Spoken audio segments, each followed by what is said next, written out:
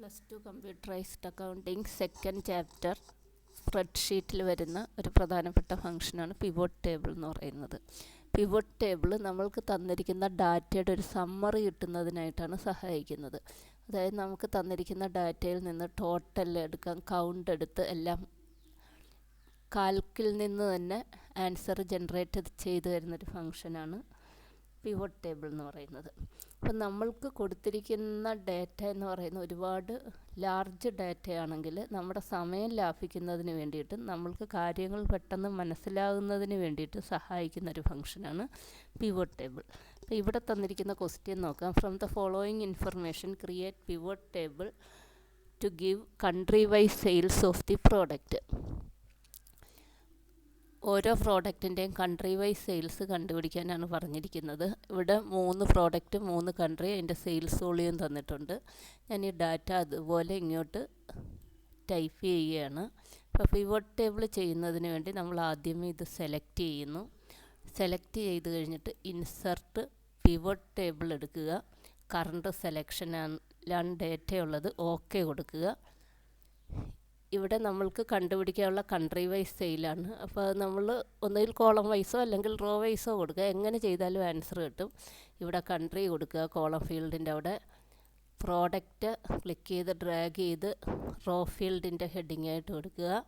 Data field എന്ന് പറയുന്നത് നമുക്ക് എന്തിൻ്റെ സമ്മറിയാണ് വേണ്ടത്, സെയിൽസ് വോളിയത്തിൻ്റെ സമ്മറിയാണ് വേണ്ടത്. ഓക്കെ കൊടുക്കുക. നമുക്ക് പുതിയൊരു ഷീറ്റിൽ പ്രോഡക്റ്റ് വൈസ് സെയിൽസും അറിയാം, കൺട്രി വൈസ് സെയിൽസും അറിയാൻ സാധിക്കും. അപ്പോൾ ഇങ്ങനെ യൂസറിന് സമയം ലാഭിക്കുന്നതിന് വേണ്ടിയിട്ടും കാര്യങ്ങൾ പെട്ടെന്ന് മനസ്സിലാകുന്നതിന് വേണ്ടിയിട്ടും സഹായിക്കുന്ന ഒരു ഫംഗ്ഷനാണ് പിവോട്ട് ടേബിൾ എന്ന് പറയുന്നത്.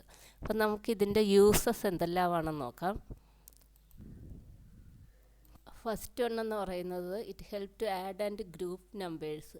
ഇവിടെ തന്നിരിക്കുന്ന നമ്പേഴ്സിനെ ആഡ് ചെയ്യുന്നതിന് വേണ്ടിയിട്ട് ഇത് സഹായിച്ചു. ആൻഡ് ഗ്രൂപ്പ് നമ്പേഴ്സ് എങ്ങനെ ഗ്രൂപ്പ് ചെയ്തു, ഇത് പ്രോഡക്റ്റ് വൈസും ഗ്രൂപ്പ് ചെയ്യാൻ സഹായിച്ചു, കൺട്രി വൈസും ഗ്രൂപ്പ് ചെയ്യാൻ സഹായിച്ചു. Second one summarise data. നമുക്കൊരു സമ്മറി കിട്ടി, ഓരോ രാജ്യത്തിലേക്കും എത്ര രൂപയുടെ സെയിൽസ് നടന്നിട്ടുണ്ട്, ഓരോ പ്രോഡക്റ്റിൻ്റെയും എത്ര രൂപയുടെ സെയിൽസ് നടന്നിട്ടുണ്ട്. Rearrange rose and columns. നമുക്ക് ഈ തന്നിരിക്കുന്നത് ഇങ്ങനെയല്ല വേണ്ടത്, റോയും കോളവും അങ്ങോട്ടും ഇങ്ങോട്ടും തിരിച്ച് വേണം. അതായത് ഇവിടെ കോളം വൈസ് കൺട്രിയും റോ വൈസ് പ്രോഡക്റ്റുമാണ് തന്നിരിക്കുന്നത്. തിരിച്ച് വേണമെങ്കിൽ ജസ്റ്റ് നമ്മൾ സെലക്ട് ചെയ്തിട്ട്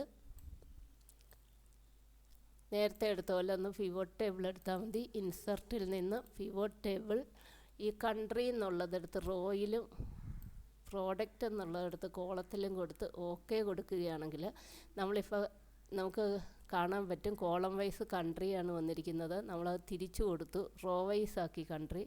ഓക്കെ കൊടുത്താൽ റോ വൈസ് കൺട്രിയും വന്നു, കോളം വൈസ് പ്രോഡക്റ്റും വന്നു. Filter and sort data. Filter and sort data എന്ന് പറഞ്ഞാൽ എന്താണ്? സോർട്ട് എന്ന് പറഞ്ഞാൽ വേർതിരിക്കുക. ഇവിടെ ഇപ്പോൾ വേർതിരിച്ചാണ് തന്നിരിക്കുന്നത്, ഓരോ പ്രോഡക്റ്റിൻ്റെ ഓരോ കൺട്രിയുടെയും വേർതിരിച്ച് തന്നിട്ടുണ്ട്.